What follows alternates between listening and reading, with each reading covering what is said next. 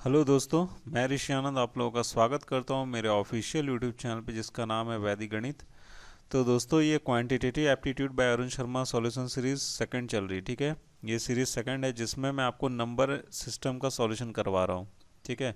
और ये number system का भी लेवल 1 चल रहा है और ये लेवल 1 का ये पार्ट 7 है, ठीक है ना। तो पार्ट 7 है। पार्ट 6 तक अगर आपने अब तक नहीं देखा है तो मेरे चैनल के प्लेलिस्ट में जाके आप वहाँ पे पार्ट 6 का आपको वहाँ पे लिंक मिल जाएगा। नंबर सिस्टम का जो लिंक होगा, ये प्लेलिस्ट होगा, वहाँ पे सारे आपको छः पार्ट मिल जाएंगे। आप वहाँ से जाके देख सकते हो। उसके जो फर्दर क्वेश्चंस है ना, वो आपको ये पार्ट में देखने को मिलेंगे, ठीक है दोस्तों। तो दोस्तों ये चीज़ मैं बता दूं, ये जो एसएससी सीजीएल का प्रिपरेशन कर रहे हैं या फिर सीएचएसएल का या फिर सीपीओ एग्जामिनेशन का या फिर IBPS bank PO clerk examination preparation कर रहे हैं या फिर SBI bank PO clerk examination preparation कर रहे हैं या फिर कैट मैट जैट एग्जामिनेशन हो गया या फिर कोई भी कॉम्पिटिटिव एग्ज़ाम हो गया, जैसे मान लो रेलवे का एग्ज़ाम हो गया या फिर कोई भी स्टेट लेवल का एग्ज़ाम हो गया ना, तो अगर आप उसका प्रिपरेशन कर रहे हैं ना तो आपके लिए ये वीडियो काफ़ी ज़्यादा यूज़फुल है, ठीक है ना। जैसे कि ये देख लो, ये नंबर सिस्टम है, नंबर सिस्टम से रिलेटेड ना क्वेश्चन हर जगह आ जाता है।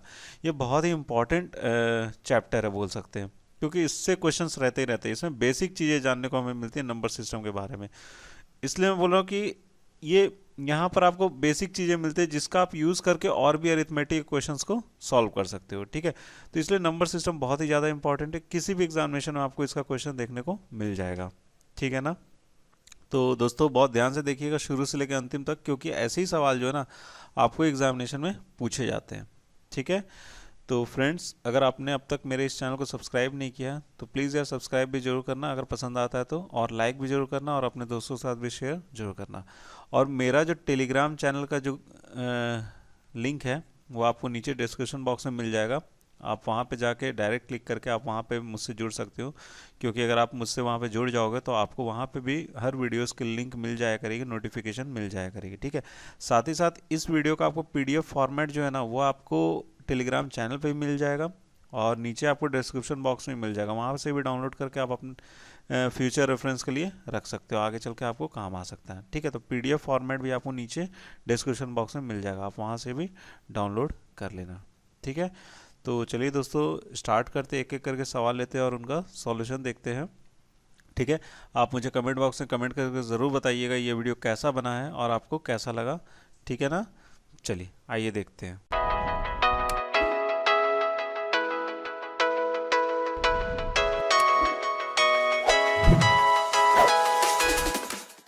तो दोस्तों पहला सवाल आपके स्क्रीन पर है। पहला सवाल क्या है? Find the pairs of natural numbers the difference of whose square is 55, ठीक है। देखिए इसमें क्या बोल रहा है ना कि पूछा जा रहा है आपसे कि कौन सा पेयर ऑफ नेचुरल नंबर्स है ना जिसका स्क्वायर का डिफरेंस, अगर मैं उसके स्क्वायर का डिफरेंस निकालूँ ना तो स्क्वायर का डिफरेंस कितना आना चाहिए? 55 आना चाहिए। तो देखो यहाँ पर आपको चार ऑप्शन दे रखेंगे, चारों के आपको पेयर में। तो ये भाई साहब आपको क्या करना पड़ेगा, आपको एक एक करके ऑप्शन के थ्रू ही चेक करना पड़ेगा। तो अगर मैं पहला ऑप्शन अगर स्टार्ट करता हूँ, पहले ऑप्शन को अगर सिलेक्ट करता हूँ तो मैं वहाँ पे क्या करूँगा, पहले ऑप्शन में पहला ऑप्शन क्या, जैसा मुझे सवाल में बोला जा रहा है कि पेयर ऑफ जो नेचुरल नंबर्स है ना उनके स्क्वायर का डिफरेंस हमको कितना चाहिए? 55 चाहिए। चलिए लेते हैं पहला वाला ऑप्शन लेते हैं। मतलब हमें बोला जा रहा है कि 28 का स्क्वायर माइनस 27 का स्क्वायर, इसको जब हम कैलकुलेट करें ना तो ये कितना आना चाहिए हमारा? 55 के बराबर आना चाहिए, ठीक है। तो आइए देखते हैं आता है कि नहीं आता है। ये 28 हो गया और 28 स्क्वायर और 27 स्क्वायर है, तो इसको क्या मैं लिख सकता हूँ? ऐसे लिख सकता हूँ 28 प्लस 27 और इंटू में क्या लिखेंगे? 28 माइनस 27, ठीक है। कुछ लोग महानुभाव क्या होंगे ना, इसका स्क्वायरिंग करेंगे और फिर उसको माइनस करेंगे, तो देखो उसमें क्या होने वाला, हमारा समय बर्बाद होने वाला। तो हम समय क्यों बर्बाद करें? क्योंकि अगर आप इसको ध्यान से देखोगे तो ये इस फॉर्म में ए स्क्वायर माइनस बी स्क्वायर के फॉर्म में, और ए स्क्वायर माइनस बी स्क्वायर को हम क्या लिख सकते हैं? ए प्लस बी इंटू ए माइनस बी। ये आप जानते हो गए, यही चीज़ लिख सकते हो। उसी चीज़ को मैंने यहाँ पे लिखा है और कुछ अलग नहीं किया है, उसी चीज़ को यहाँ पे लिख लिया है। तो देखो हमें जोड़ना, स्क्वायर निकालने से जोड़ना ज़्यादा आसान है, ठीक है, और गुना करना, ठीक है। तो देखो यहाँ पर क्या है कि इसको अगर मैं जोड़ूंगा 7 7 14 15 हो जाएगा यहाँ पे, ठीक है। 2 2 4 1 5 हो जाएगा, ठीक है। इंटू का साइन हो जाएगा। 28 माइनस 27 कितना होता है? 1 होता है। कितना आ गया? 55। तो जो मैं चाह रहा था 55 इसका आ गया, लेकिन बोल रहा है कि पेयर पूछा जा रहा है। तो चलिए एक और पेयर यहाँ पे देखा जा रहा है, 8 और 3 का पेयर है। मतलब 8 का स्क्वायर माइनस 3 का स्क्वायर कितने बराबर होना चाहिए, 5 के बराबर होना चाहिए। ठीक है, तो आइए देखते हैं। इसको मैं फिर वैसे लिख सकता हूँ 8 प्लस 3, और यहाँ पे क्या लिख सकता हूँ 8 माइनस 3 लिख सकता हूँ ना। इसको देखें 8 9 10 11 हो गया, और ये कितना हो गया 5 हो गया। दोनों गुना कर दें कितना हो जाएगा 55। तो यहाँ पे भी भाई साहब 55 आ गया। तो मतलब मेरा पहला ऑप्शन जो है ना वही करेक्ट है। बाकी आप चेक करना चाहे तो कर सकते हैं। बाकी मेरा पहला ऑप्शन क्या यहाँ पे करेक्ट है, और यही हमसे सवाल में पूछा जा रहा था कि which find the pairs of natural numbers the difference of which squares is 55। तो भाई हमारे पास यही एक पेयर है जिसका हमारा क्या आ रहा है, स्क्वायर का डिफरेंस कितना आ रहा है 55 आ रहा है। ठीक है, समझ गए इस सवाल को। ठीक है ना, चलिए बढ़ते हैं अपना अगला सवाल देखते हैं। तो देखिए दोस्तों, आप अगला सवाल आपके स्क्रीन पर है। क्या बोला जा रहा है, find which of these is greater, इनमें से कौन सा ज़्यादा है। मतलब क्या बोला जा रहा है, इसमें ऑप्शन में ही हमको देखना है। जैसे 54 टू द पावर 4 और 21 टू द पावर 12, इनमें से कौन सा सबसे बड़ा है, इन दोनों में कंपेयर करना है हमें। और बी वाले ऑप्शन में भी यही चीज़ करना है, 0.4 टू द पावर 4 और 0.8 टू द पावर क्यूब। ठीक है, इनमें से बड़ा कौन सा है। तो चलो सबसे पहले इसमें देखते हैं इसमें बड़ा कौन सा है। देखिए देखिए दिमाग कैसे चलाना है। ठीक है, दिमाग कैसे चलाना, ये क्या बोला 54 टू द पावर 4, और हमारे पास एक चीज़ और है कितना 21 टू द पावर 12। ठीक है, अगर मैं इसका पावर 4 तक अगर निकालने जाऊं तो भैया निकलना मुश्किल है, हमारा समय भी अलग ही लगेगा, हो सकता है कैलकुलेशन में मिस्टेक हो जाए और हमारा सॉल्यूशन गलत आ जाए। इसमें 12 तक निकालना इम्पॉसिबल है, बहुत मुश्किल है। ठीक है, अगर प्रैक्टिकली अगर सोचा जाए तो 21 टू द पावर जो 12 है, अगर हमारे पास कैलकुलेटर नहीं है ना तो बहुत ही मुश्किल है इस चीज़ को निकालना। तो हम यहाँ पर क्या करेंगे, एक चीज़ करेंगे कि यहाँ पे दिमाग चलाएंगे। क्या दिमाग चलाएंगे, यहाँ पर क्या बोला जा रहा है कि सबसे पहले बोल रहा है कि 54 टू द पावर 4 है। ठीक है, इसको हम ऐसे ही रहने देते हैं, 54 टू द पावर क्या हमारा 4 है। अच्छा, मैं इसको ऐसे लिख सकता हूँ 21 टू द पावर 3 ब्रैकेट में कर लिया, यहाँ पर कितना दे दिया 4 हो जाएगा ना। 4 इंटू 3 कितना हो जाएगा 12 आ जाएगा। तो आप एक चीज़ देखना, दोनों का पावर कितना है 4 है, इसका भी 4 है इसका भी 4 है, लेकिन जो ब्रैकेट के जो अंडर है ना यहाँ पर कितना है 21 टू द पावर 3 है, और यहाँ पर कितना है 54 है। अगर मैं 21 का सिर्फ स्क्वायर ही करता हूँ तो मेरे पास कितना आ जाएगा 441 आ जाएगा, और उसको फिर से 21 से भी गुना ही करना पड़ेगा हमें।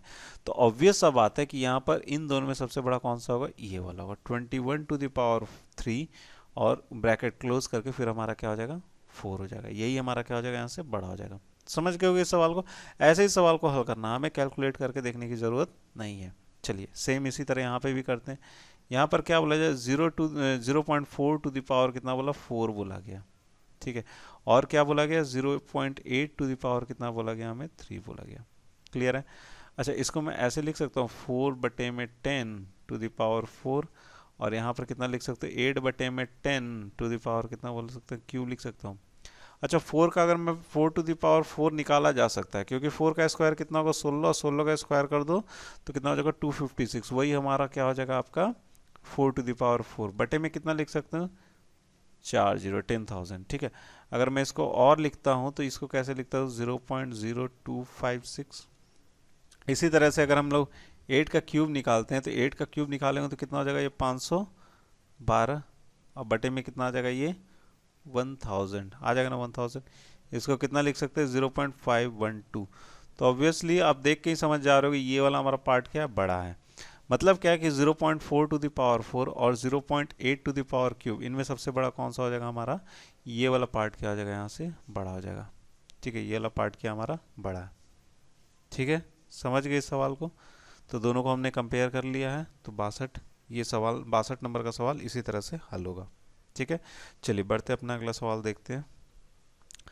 तो दोस्तों अगला सवाल आपके स्क्रीन पर है। अगला सवाल क्या है, the last digit in the expansions of 3 digit number 34x to the power 43 and 34x to the power 44 are 7 and 1 respectively. What can be said about the value of x? ठीक है, यहाँ पर क्या बोल रहा है कि the last digit of the expansion of the 3 digit number, अगर हमारे पास जो है 344 और इसका जो वंस वैल्यू है ना वो क्या आपको x है। वंस वैल्यू क्या है, अगर मैं इसको एक्सपैंड करता हूँ टू द पावर 43, अगर मैं इस चीज़ को एक्सपैंड करता हूँ तो एक्सपैंड करने में मुझे क्या देगा रिमाइंडर, सॉरी यूनिट डिजिट क्या देगा हमें, लास्ट डिजिट क्या देगा हमारा 7 देगा। समझ गए सवाल को। ठीक है। उसी प्रकार से 34x⁴ 44 है, अगर मैं उसको एक्सपेंशन करता हूँ तो हमारे यूनिट डिजिट कितना आना चाहिए, 1 आना चाहिए। ठीक है, तो पूछ रहा है कि x की वैल्यू क्या होगी। ठीक है, x की वैल्यू क्या होगी। तो देखो हमें जैसे कि यहाँ पर हमारे पास जो नंबर है 34x जो नंबर है इसका पावर कितना आपको 43 है। तो हमने जो ध्यान देना है, यूनिट डिजिट जब हमसे पूछा जाता है एक्सपेंशन के बाद भी, तो हमें ध्यान किस पे देना चाहिए, लास्ट ही डिजिट पे ध्यान देना चाहिए, यूनिट प्लेस पे जो डिजिट है उसी पे ध्यान देना चाहिए। तो हमें x से मतलब है, बाकी आगे क्या है उससे हमें कोई मतलब नहीं होना चाहिए। तो वही चीज़ हमसे यहाँ पे पूछा जा रहा है x का। तो x का हमसे जो मतलब पूछा जा रहा है, तो x में हम अगर मान के चलते x की वैल्यू कितनी है, 3 है। मान के कितना चला हमने, x की वैल्यू 3 है, ऑप्शन के थ्रू ही जाना पड़ेगा इसमें। ठीक है, 3 कितना हो जाएगा, 1 3 हो जाएगा। 3 का स्क्वायर जब हम निकालते हैं तो कितना हो जाएगा, यहाँ पे 9 हो जाएगा। 3 का अगर मैं क्यूब कर दूं तो यूनिट डिजिट की से बात मैं करूँ, अगर मैं 3 का क्यूब कर दूं तो यूनिट डिजिट में कितना आ जाएगा, 7 आ जाएगा। यही 3 का पावर में 4 कर दूं तो यहाँ पर कितना आ जाएगा, 1 हो जाएगा। ठीक है, ये सारे जो बता रहे हैं ना आपके यूनिट डिजिट बता रहे हैं। अगर मैं इसके बाद भी अगर फर्दर बढ़ता हूँ 3 करता हूँ तो फिर से हमारा वही रिपीट हो जाएगा, 3 आ जाएगा। फिर इसके बाद 3 करता हूँ, देखो फिर से वही रिपीट हो जाएगा, मेरा 9 आ जाएगा।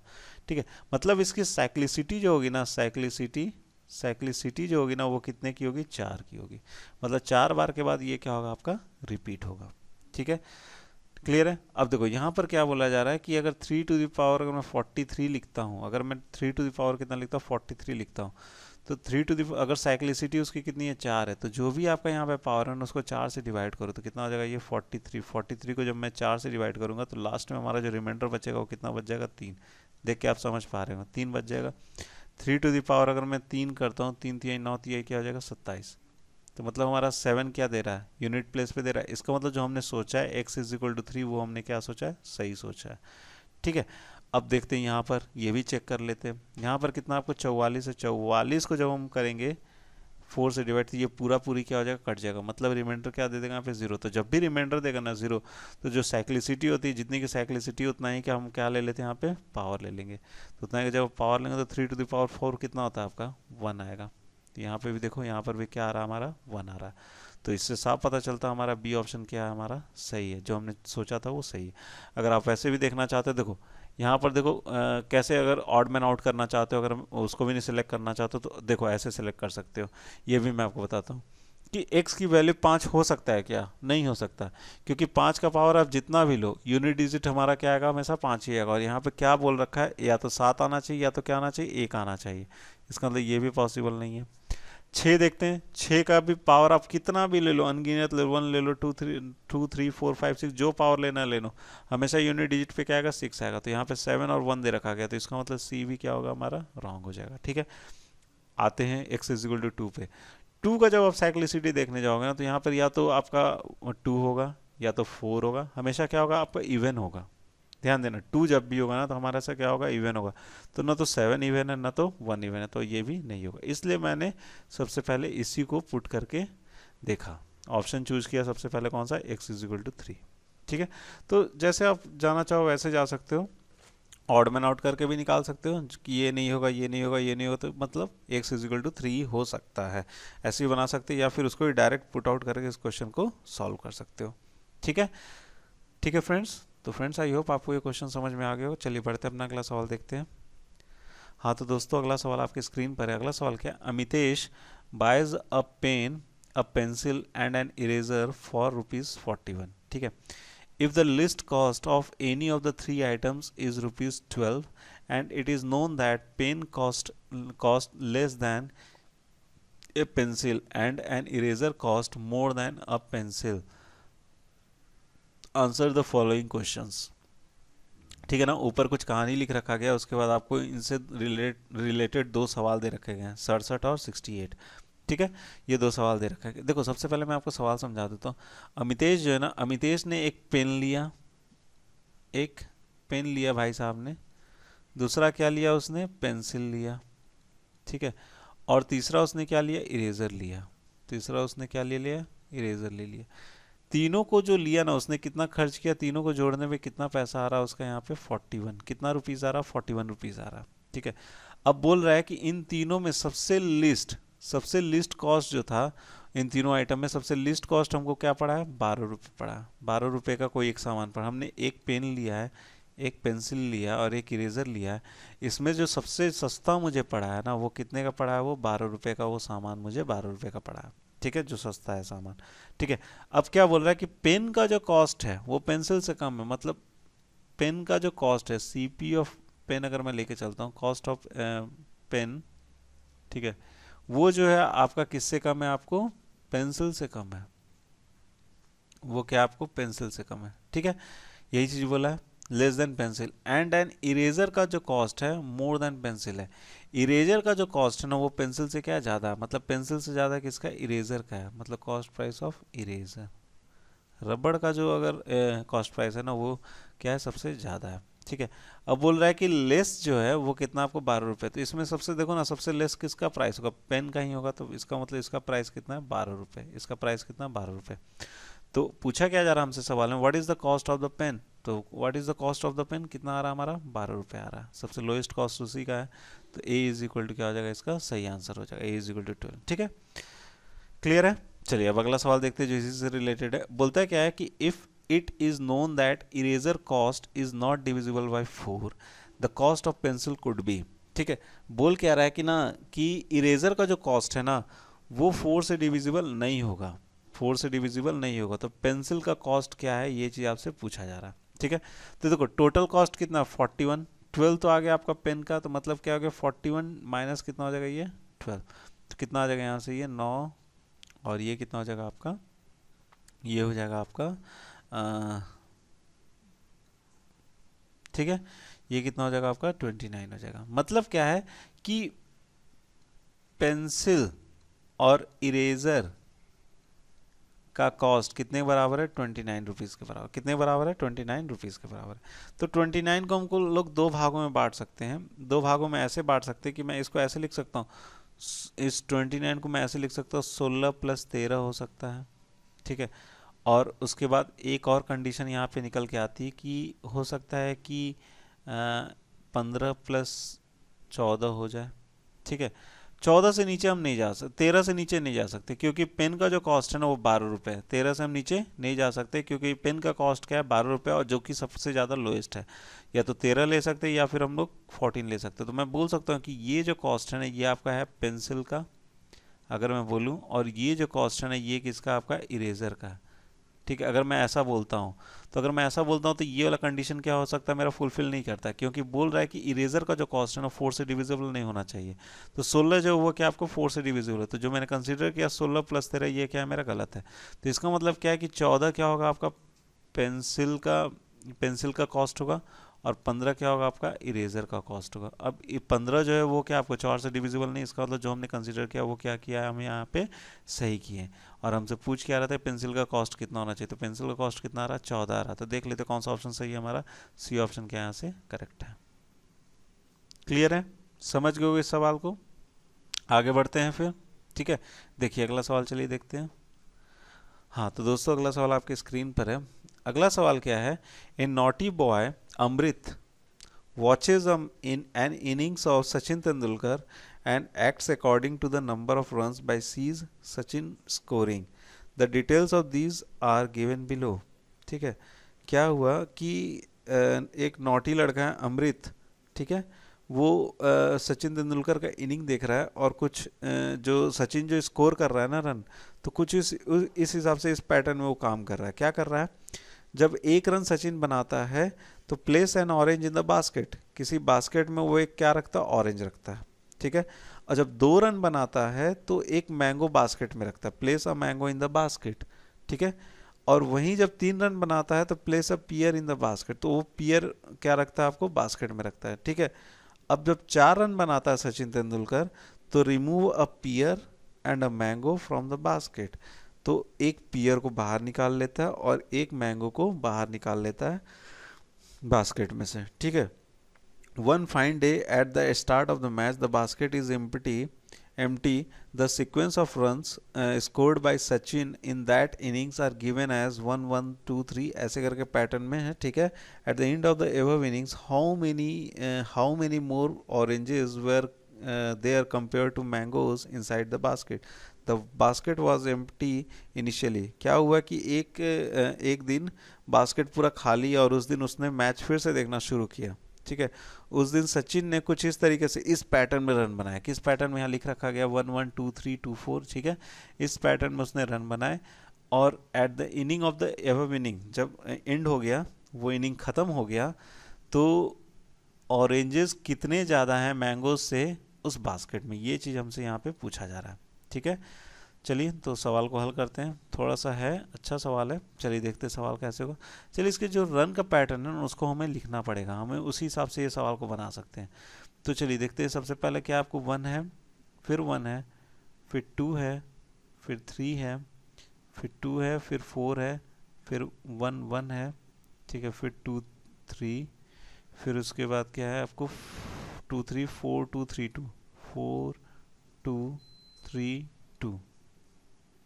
ठीक है, 2 3 4 2 3 2, फिर उसके बाद का 3 4 1 1 3 4 1 1, फिर उसके बाद का 2 1 2 1 3 1 4। ठीक है, गिन लेते हैं। 2 4 6 2 8 2 10 2 12 2 14 2 16 17 18 19 20 21 22 23। ठीक है, यहाँ पे भी 23 आ रहा है। 1 1 2 2 4 2 6 2 8 2 10 2 12 2 14 2 16 18 19 20 21 22 23। ठीक है, देखिए 1 रन जब एक रन बनाता है तो एक ऑरेंज रखता है वो। मैं यहाँ से बोल सकता हूँ, यहाँ से एक ऑरेंज रखा, फिर से एक ऑरेंज रखा। ठीक है, जैसे ही 2 रन बनाया तो वहाँ से उसने कितना रखा, एक मैंगो रखा। ठीक है, और 3 रन जब बनाया तो एक क्या रखा आपको, एक पियर रखा। ठीक है, 2 रन फिर से बनाया तो कितना हो जाएगा, 1 मैंगो रखा, और 4 रन रखा तो क्या क्या निकलेगा, एक पियर निकलेगा -1p, और क्या निकलेगा आपका -1m। ठीक है, फिर से क्या रखा आपको, एक ऑरेंज रखा, एक ऑरेंज रखा, और फिर से 2 रन बनाया तो कितना रखेगा, एक मैंगो रखेगा। ठीक है, 3 रन बनाया तो क्या रखेगा आपको, एक पियर रखेगा। ठीक है, और यहाँ से कितना हो जाएगा, 4 में क्या कर देगा वो, 4 में क्या करेगा, एक -1 पियर निकालेगा और -1 मैंगो करेगा। ठीक है, 2 में भी क्या करेगा वो, एक मैंगो रखेगा, 1m रखेगा। ठीक है, 3 में क्या करेगा वो, 3 में भी भाई साहब वो क्या करेगा, 3 में एक पियर रखेगा, और 2 में फिर से 1 मैंगो। ठीक है, और 4 जब हुआ तो 1 पियर माइनस किया, और एक मैंगो भी उसने माइनस कर लिया, और फिर से यहाँ पे 1 में कितना रखेगा, 1 ऑरेंज रखेगा, फिर से 1 ऑरेंज रखेगा, फिर से 2 में क्या कर लेगा वो, 1 मैंगो रखेगा, और एक में फिर से 1 ऑरेंज रखेगा, और 3 में 1 पियर रखेगा, और 1 में फिर से क्या करेगा, एक ऑरेंज रखेगा। ठीक है, और 4 में क्या करने वाला है वो, एक पियर माइनस कर देगा और एक मैंगो माइनस कर देगा। ठीक है, तो यहाँ पे एक एक करके हम लोग लिख लेते हैं ऑरेंजेस का। ऑरेंजेस उसके पास कितने हो जाएंगे, तो देखो 1 2, ठीक है, 3 4, ठीक है, 5 6 7 8, कितने हो जाएंगे उसके पास ऑरेंजेस, 8 ऑरेंजेस हो जाएंगे। ठीक है, अब उसके बाद मैंगो है, मैंगोज देख लेते हैं। मैंगोज में 1 2, 2 के बाद आपको हो जाएगा 3 4, 4 4 के बाद 5 6, 6 हो गया, 6 हो गया, 6 हो गया, 6। ठीक है, 6 उसने क्या डाल दिया, मैंगोज डाल दिए। ठीक है, क्लियर है।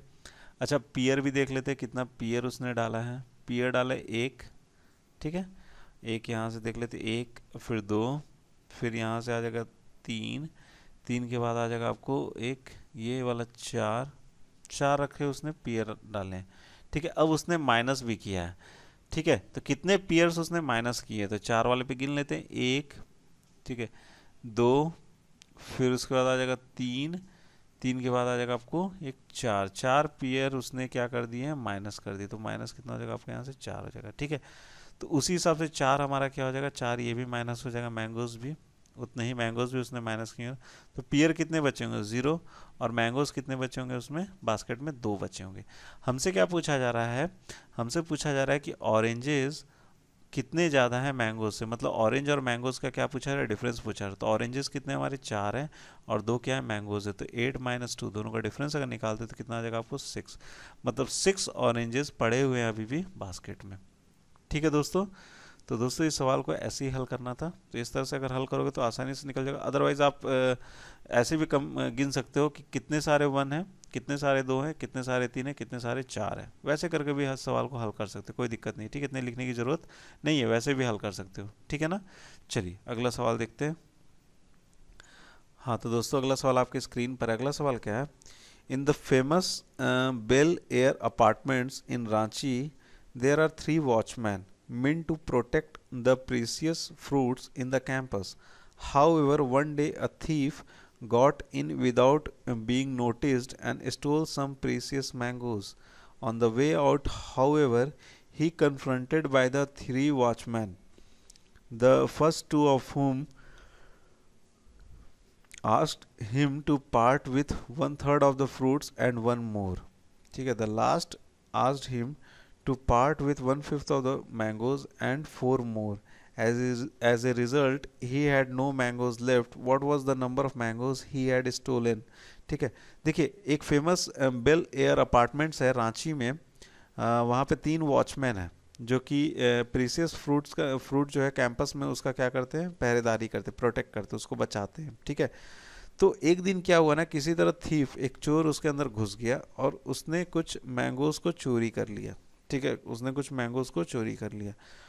जब वो बाहर आ रहा था चोरी करके, तो उसको 3 वॉचमैन मिलते हैं। ठीक है, 3 वॉचमैन मिलते हैं, जिसमें से जो पहले 2 वॉचमैन है ना, वो क्या बोलते हैं कि जितना भी तुम्हारे पास मैंगोज है उसका 1/3 प्लस 1 ज़्यादा हमको दो। जितने भी आपके पास मैंगोज है ना, चोर से बोलते हैं कि पहले 2 क्या बोलते हैं कि आपके पास जितने भी मैंगोज है ना उसका 1/3 और 1 ज़्यादा मुझे देना। ठीक है।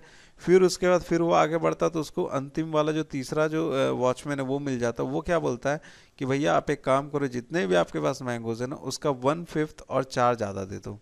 ठीक है, 4 ज़्यादा दे दो। और उसके बाद जब उसको भी दे देता है तीसरे वाले वॉचमैन को भी, तो उसके पास कुछ नहीं बचता, वो खाली हाथ वापस आ जाता है। तो पूछा जा रहा है कि वो चोर कितना स्टोल मतलब चोरी किया था। ठीक है। तो इसमें एक चीज़ मैं बताऊं, इसमें आप एक काम करना है, इसको ऑप्शन के थ्रू करना तो आपके लिए काफ़ी ज़्यादा आसानी होगा। चलिए इसको ऑप्शन के थ्रू सॉल्व करते हैं हम लोग। मान के चलते कि 15 मैंगो उसने चोरी किए। कितने उसने चोरी किए, 15 मैंगोज चोरी किए, तो 15 मैंगो उसने चोरी किए। जब वो पहले वाले वॉचमैन के पास जाता तो पहला वाला वॉचमैन उसको क्या बोला था कि 1/3 जितने भी तुम्हारे पास मैंगोज है उसका 1/3 प्लस 1 मुझे दे दो। तो कितना हो जाएगा, 3×5 = 15, 6 हो जाएगा। मतलब 6 जो दिया वो फर्स्ट वॉचमैन को दिया। तो फर्स्ट वॉचमैन को 6 जब दे दिया तो उसके पास 15 थे, तो कितने बच गए उसके पास, 9 बच गए।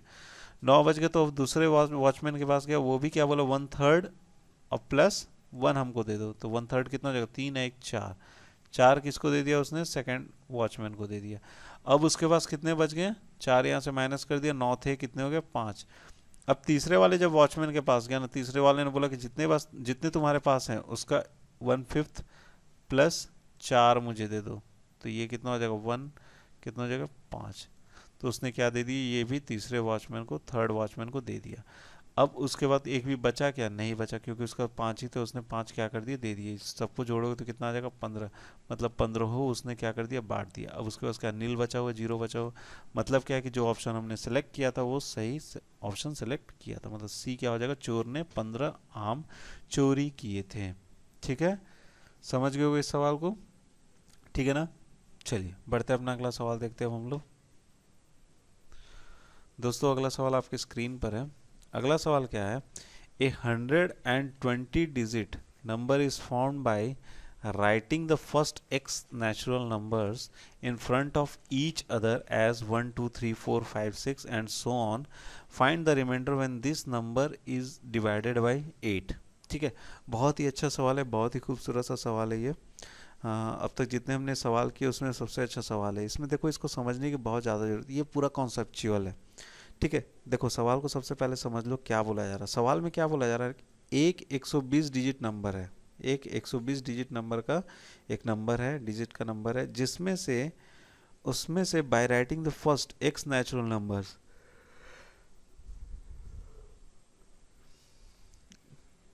ठीक है। यहाँ पर क्या बोला जा रहा है कि 120 डिजिट का एक नंबर है जिसमें से पहले एक्स नेचुरल नंबर को लेकर बनाया गया है, इन फ्रंट ऑफ ईच, एक दूसरे के आगे पीछे लिख कर बनाया गया, जैसे 1 2 3 4 5 6 ऐसे सो ऑन लिखते जा रहे हैं, 1 2 3 4 5 6 7 8 9 10, फिर उसके बाद 11, फिर 12, फिर 13, फिर उसके बाद क्या लिखेंगे 14 15 16, इसी तरह से कहाँ तक चला जा रहा है, 120 डिजिट नंबर तक चला जा रहा है, एक्स नेचुरल नंबर को लेके हम लोग बना रहे हैं। तो पूछा जा रहा है कि इसको जब हम डिवाइड करते 8 से, जब हम इसको डिवाइड करेंगे इस नंबर को 8 से, तो ये हमारा कितना रिमाइंडर देगा, ठीक है ना। बहुत खूबसूरत सा सवाल। तो देखो इसमें करना क्या है, पहले तो सवाल को समझ लो, इसमें बोल क्या रहा है ना कि सबसे पहले आपको बोल क्या है कि हम 120 डिजिट का नंबर ले रहे हैं जो कि ये कैसे चलता जा रहा है, 1 2 फिर 3 4 5 6 7 8 9 10 ऐसे हम लिखते जा रहे हैं, और ये कहाँ तक चला जा रहा है, एक्स नंबर तक जा रहा है। हमको नहीं पता कहाँ तक जा रहा है, बस इतना चीज़ पता है कि यहाँ से लेके यहाँ तक कितने हैं, 120 डिजिट है। कितने डिजिट है, 120 डिजिट है, ठीक है। यही चीज़ हमको पता है, सिर्फ 120 डिजिट है। अब ये x जो अंतिम वाला नंबर कौन सा है ये हमको नहीं पता है, बस इतना पता है कि इसी तरह से इसी पैटर्न में जा रहे हैं, 1 2 3 4 5 6 7 8 9, फिर उसका लिख रहे हैं 10, फिर 11, ऐसे ही चलते जा रहे हैं x तक, और ये कहाँ तक जा रहा है, 120 डिजिट तक जा रहा है। तो हमसे पूछा क्या जा रहा है ना कि जब हम इसको 8 से डिवाइड करेंगे इस नंबर को, तो हमारा रिमाइंडर क्या देगा, ठीक है। तो एक चीज़ जान लो कि 8 से जब डिवाइड करने की बारी आती है ना, तो लास्ट के हम लोग किसको चेक करते हैं, लास्ट का सिर्फ हम लोग को चेक करना होता है 3 डिजिट को, ठीक है। लास्ट का सिर्फ हम लोग कौन सा ना अंक को चेक करेंगे, कितना रिमाइंडर बचेगा, सिर्फ लास्ट के 3 डिजिट को, ठीक है, लास्ट के 3 डिजिट को, ठीक है ना। जैसे अगर मेरे पास एक नंबर, एक छोटा सा एक नंबर लेके चलता हूँ, 5846, मैंने एक नंबर लिया 5846 दिया। अब मैं बोल रहा हूँ कि ये 8 से डिविजिबल है कि नहीं, ये या रिमाइंडर इसमें कितना आएगा ये आप मुझे बताओ। तो देखो ये 4 डिजिट का नंबर तो हो सकता है कि आप बता दो, ठीक है। लेकिन अगर मुझे बोला जाएगा इसको चेक करने के लिए, तो मैं क्या करूँगा, इसका लास्ट का जो 3 डिजिट है ना, सिर्फ उसको चेक करूँगा, बाकी को चेक नहीं करूँगा। तो मैं जब मैं 846 को जब मैं 8 से डिवाइड करता हूँ, तो 8 से डिवाइड करूँ तो कितना आ जाएगा, 8 1 सा 8, ठीक है। अब इसका 4 उतर के आ जाएगा, तो इसको 0 से कर देंगे तो कितना आ जाएगा, 46 हो जाएगा, ठीक है। अब इसको कितने से कर सकता हूँ मैं, 8 5 40, तो 40, कितना बच जाएगा यहाँ पे 6। मतलब क्या है कि 5846 क्या हमारा डिविजिबल 8 से नहीं है। रिमाइंडर कितना देगा, 6 देगा। आप करके देखना, चारों नंबर को ही करके देखोगे तो रिमाइंडर कितना देगा, 6 ही देगा, ठीक है। तो जब भी 8 से डिवाइड करने की बात आती है ना, तो हम क्या चेक करते हैं, सिर्फ लास्ट का 3 डिजिट ही चेक करते हैं, और उससे ज़्यादा हमको चेक नहीं करते। तो अब हमने ये जानना है कि इस जो नंबर, ये जो नंबर है इसका लास्ट 3 डिजिट क्या होगा। बस अगर हम ये जान जाते हैं तो हमारे ये प्रॉब्लम क्या हो जाएगा, यहाँ पे सॉल्व हो जाएगा, ठीक है। समझ गए सवाल को, क्या करना हमें यहाँ पे, लास्ट का सिर्फ हमें 3 डिजिट पता करना है, उसके बाद हम उसको 8 से डिवाइड करके देखेंगे तो जो रिमाइंडर आएगा वही क्या आ जाएगा, हमारा जवाब हो जाएगा, ठीक है। अब आप बोलोगे सर हम कैसे पता करेंगे, 120 डिजिट का है, तो एकदम पता कर लेंगे। कैसे पता करेंगे, चलिए ये चीज़ देखते हैं।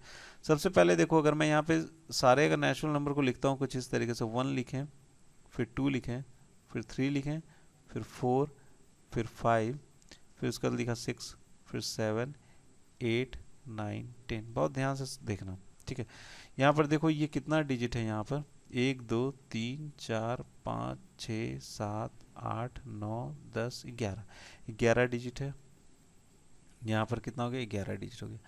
अब उसके बाद अगर मैं आगे बढ़ता हूँ, 11 12 13 14 15 16 17 18 19, और फिर उसके बाद कितना है, 20 है। इन सब के जोड़ के देखो, 1 2 3 4 5 6 7 8 9 10 11 12 13 14 15 16 17 18 19 20, यहाँ पर कितना आपको 20 डिजिट है। कितना डिजिट है आपको, 20 डिजिट है, ठीक है। अब हमको ये जो 20 डिजिट है ना, हमको कहाँ तक पहुँचना है, हमको जाना है आपको 120 तक जाना है। कितने तक जाना है, 120 तक जाना है। तो 120 तक जाना है, तो मैं इसको कहाँ तक लिख सकता हूँ, इसको मैं बोल सकता हूँ कि अगर मैं 5 से गुना कर दूँ तो कहाँ तक आ जाएगा हमारा, ये 100 तक आ जाएगा। तो उसके लिए हमको क्या करना पड़ेगा, 5 बार यहाँ लेना पड़ेगा। मतलब मैं बोल सकता हूँ 21 22 23 24 चलते गए, ये कहाँ तक आ गया आपका, 30 तक आ गया, एक ये हो गया। फिर 30 से हम कहाँ तक चले जाएंगे, यहाँ पे 40 तक आ जाएंगे, ठीक है।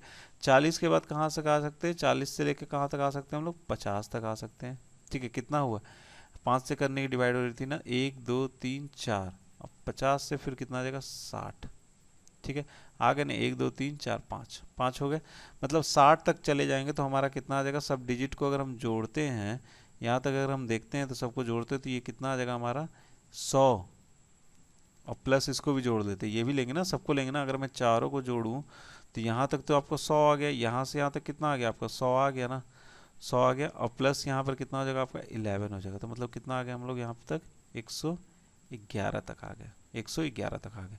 अब हमको 60 से आगे बढ़ना है, 60 से आगे चलो बढ़ते हैं, 60 तक हो गया, अब उसके आगे हम लोग बढ़ते हैं, यहाँ तक हमने कर लिया, तो इसके बाद कितना आ जाएगा 61 62, फिर उसके बाद हो जाएगा 63, कितना 11 है, फिर हो जाएगा 12 13 14 15 16 17, 17 के बाद आगे बढ़ते, 17 के बाद आगे बढ़े, यहाँ पर कितना है 64, तो ये हो गया आपका कितना 11 12 13 14 15 16 17 18, फिर उसके बाद क्या आ जाएगा 19, 19 के बाद जो 20वां अंक आएगा वो कितना आ जाएगा आपका 65, तो हमको कहाँ तक लेना है, सिर्फ 20 डिजिट तक लेना है, मतलब कितना हो जाएगा हमारा लास्ट डिजिट कितना आ जाएगा 646, लास्ट के 3 डिजिट कितने हो गए हमारे 646 हो गए, 646। अब हम इसको चेक करेंगे कितने से डिवाइड करके, 8 से डिवाइड करके चेक करेंगे, तो ये कितना हो जाएगा आपका 8 8 जा 64 होता है, बाद में कितना बच जाएगा हमारा 6, मतलब क्या है कि इस पूरे नंबर को जब हम डिवाइड करेंगे तो हमारा रिमाइंडर कितना आएगा, रिमाइंडर सिर्फ आएगा यहाँ पे 6,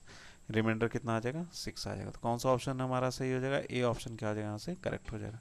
ठीक है फ्रेंड्स, तो फ्रेंड्स आई होप आपको ये क्वेश्चन समझ में आया होगा, क्योंकि ये क्वेश्चन काफ़ी ज़्यादा इंपॉर्टेंट है, ठीक है, इसको ध्यान से समझ लीजिएगा, अगर आप नहीं समझ पाए होंगे तो फिर से इसको रिप्ले कीजिएगा, फिर से आप इसको रिपीट करके देखिएगा, आपको ये क्वेश्चन समझ में आ जाएगा, क्योंकि ऐसे क्वेश्चन अक्सर पूछे जाते हैं।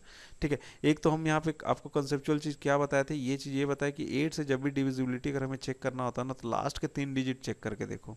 ठीक है, लास्ट के 3 डिजिट हमने किया तो वही चीज़ यहाँ से मैंने निकाल लिया, लास्ट के 3 डिजिट यहाँ से निकाल लिया और उसी को सिर्फ चेक करके देखा, जो बच गया हमारा क्या आ गया, यहाँ पे रिमाइंडर आ गया। ठीक है, तो ऐसे इस सवाल को हल करना है। ठीक है ना, चलिए बढ़ते हैं, अपना अगला सवाल देखते हैं हम लोग। हाँ तो दोस्तों अगला सवाल आपकी स्क्रीन पर है। अगला सवाल क्या है कि a test has 80 questions, there is 1 mark for correct answer while there is a negative penalty of -1/2 for the wrong answer and -1/4 for an unattempted question. What is the number of questions answered correctly if the student has scored a net total of 34.5 marks? ठीक है, देखो बोल क्या रहा है इस सवाल को, चलिए क्वेश्चन को समझ लेते हैं, सवाल क्या है फिर उसका जवाब करते हैं।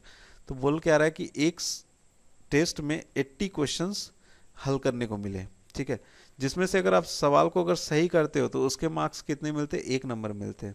अगर उसमें से कुछ गलत कर देते हो तो उसमें एक पेनल्टी आपको होगा, निगेटिव पेनल्टी मिल जाएगी कितनी की -1/2 आंसर 2 नंबर क्या होता है काट लिया जाता है हर आंसर गलत होने पे, रॉन्ग आंसर पे। ठीक है, अगर आप गलत आंसर देते हो तो उसमें निगेटिव पेनल्टी लगेगी -1/2 का। ठीक है, और अगर कोई क्वेश्चन अगर आपका अनअटेम्प्टेड रहता है, आप छोड़ देते हो उसको, सॉल्व ही नहीं करते हो, ना सही करते हो ना गलत करते हो, मतलब छोड़ देते हो, तो उसका आपका कितना कटेगा, -1/4 नंबर क्या हो जाएगा, कट जाएगा। तो what is the number of questions answered correctly, तो पूछा जा रहा है कि आप ये बच्चे ने, इस स्टूडेंट ने कितने क्वेश्चन क्या किए, सही से उत्तर दिए। अगर उस स्टूडेंट का कितना मार्क्स आता है, टोटल मार्क्स उसका कितना आता है, 34.5 मार्क्स आता है। ठीक है, अगर मैं बोल के चलूँ, अगर मैं मान के चलता हूँ कि टोटल जो उसने जो टोटल क्वेश्चन जो उसने सही किए, अगर मैं मान के चलता हूँ कि x क्वेश्चन उसने सही किए, कितने क्वेश्चन सही किए उसने, x क्वेश्चन सही किए, तो मैं x क्वेश्चन का कितना बोल सकता हूँ, 1 मार्क्स मिले।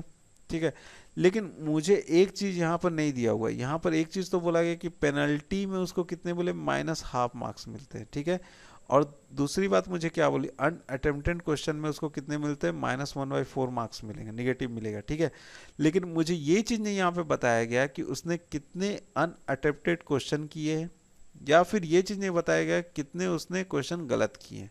जब ये चीज़ नहीं बताया गया तो ये क्वेश्चन हमसे सॉल्व नहीं हो पाएगा।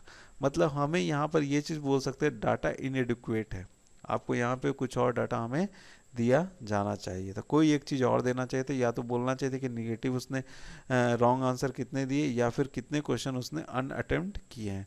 ये क्या हो जाएगा, हम यहाँ से हम ये इसको कौन सा ऑप्शन पे टिक लगा सकते हैं, मतलब ए बी और सी सही नहीं है, हमारा कौन सा सही हो जाएगा, डी ऑप्शन क्या हो जाएगा, करेक्ट हो जाएगा, क्योंकि यहाँ पे डाटा इनएडिक्वेट है तो इसलिए निकालना मुश्किल है, हमें कुछ ना कुछ और एक चीज़ देता तो ये क्वेश्चन हमारा हल हो जाता। ठीक है, चलिए आ जाते हैं 73 क्वेश्चन जो कि 72 से ही रिलेटेड है। तो 73 क्वेश्चन में क्या बोला जा रहा है, यहाँ पर बोल रहा है कि for question 72 if it is known that he has left 10 questions unanswered. देखिए यहाँ पर बोल रहा है ना कि 10 क्वेश्चन उसने क्या किए हैं, जवाब नहीं दिए हैं। अब आपसे पूछा जा रहा है कितने क्वेश्चन उसने सही सही हल किए, कितने क्वेश्चन उसने सही सही हल किए। अब ये क्वेश्चन पूरा हुआ है, ठीक है, अब ये 72वां नंबर क्वेश्चन जो अब पूरा हुआ है, उसने बोला कि 10 क्वेश्चन उसने क्या किए, हल नहीं किए। ठीक है, अब इक्वेशन देखिए बन के तैयार हो जाएगा हमारा।